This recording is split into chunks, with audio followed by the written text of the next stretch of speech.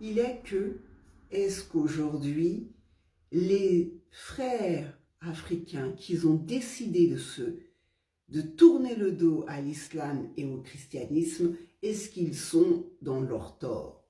Eh bien, je vais vous dire non. Ils n'ont pas tort.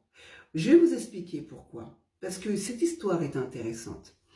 Dans l'ère de la domination, on apporte plein de choses. Quand on domine quelqu'un, d'abord on commence par le dominer par la nourriture.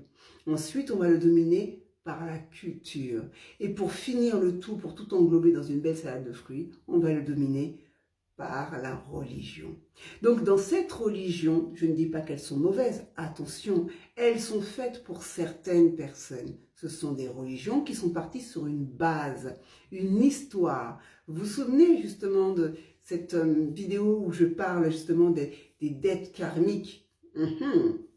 Dans la dette karmique, il y a l'histoire de ton ancêtre. Qu'est-ce que tu as fait de ton ancêtre? Où tu l'as mis ton ancêtre?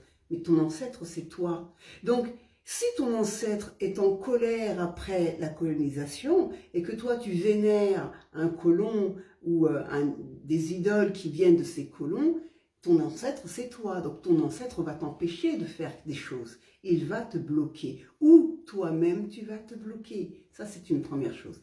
La deuxième chose, c'est que ces ancêtres, ils avaient une culture. Je ne dis pas de se déconvertir, je ne dis pas de se reconvertir ou de revenir à la religion principale, mais je dis ces gens qui ont décidé de ne plus entendre l'écho de ces religions, ils sont en leur droit.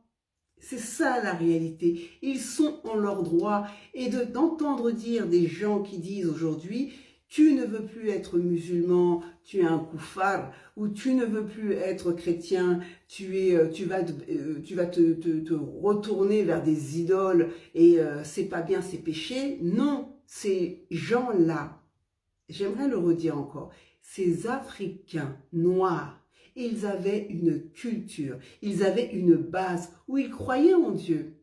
Ils l'appelaient le créateur du ciel et de la terre. Donc, ils avaient en Dieu. Le créateur du ciel et de la terre, on le retrouve dans le christianisme, on le retrouve dans l'islam. Ils avaient un Dieu. Mais ce Dieu, aujourd'hui, il a été perdu.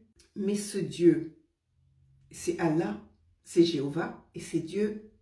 Donc, si on reprend les textes sacrés, le Dieu qui est le créateur du ciel et de la terre, c'est le même Dieu.